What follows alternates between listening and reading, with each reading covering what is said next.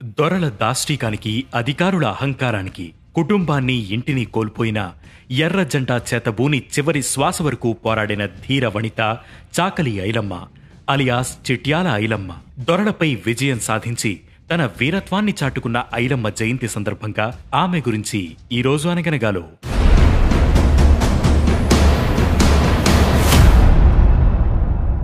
అగ్రవర్ణాల అణచివేతను ఎదిరించి రజాకార్లను తరిమికొట్టిన ధీర వనిత చాకలి ఐలమ్మ.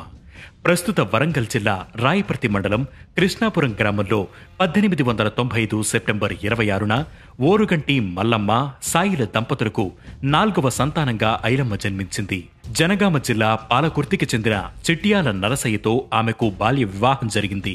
1921లో తెలుగు భాషా సంస్కృతుల పరిరక్షణే ధ్యేయంగా ప్రారంభమైన ఆంధ్ర జన సంఘం పరిస్థితుల కారణంగా రాజకీయ స్వరూపాన్ని సంతరించుకుంది.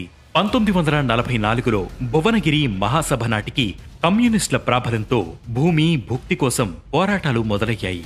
ఈ మహాసభతో ఉత్తేజం పొందిన ఐలమ్మ ఆంధ్ర మహాసభ కార్యకర్తగా చేరి చురుగ్గా పనిచేసింది. ఈ భూమి నాది, పండించిన పంట నాది, తీసుకువెళ్ళడానికి దొరెవ్వడు, నా ప్రాణం పోయాకే ఈ పంటని, భూమిని మీరు దక్కించుకోగలరంటూ మాటల్ని తోటాలుగా మలిచి దొరల గుండెల్లో బడబాగ్నిలా రగిలింది. తొలి భూ పోరాటానికి నాంది పలికింది. పాలకుర్తి మండలంలోని మల్లంపల్లి దొరల నుంచి భూములు కౌలుకు తీసుకుని ఐలమ్మ వ్యవసాయం చేసేది. అయితే విష్ణూర్ దేశ్ముఖ్ కిరాయి గూండాలను పెట్టి ఐలమ్మ పండించిన పంట పొలాలపై దాడులు చేయించాడు. నీ దొరడు ఏం చేస్తాడ్రా అని మొక్కవోని ధైర్యంతో రోకలిబండ చేతబూని గూండాలను తరిమికొట్టింది ఐలమ్మ.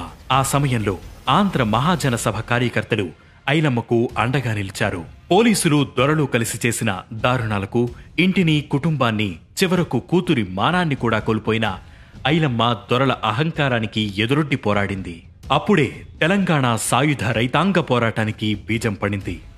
ఐలమ్మ భూ పోరాట విజయంతో కమ్యూనిస్టులు పాలకుర్తి దొర ఇంటిపై దాడి చేసి ధాన్యంతో పాటు 90 ఎకరాల భూమిని ప్రజలకు పంచారు.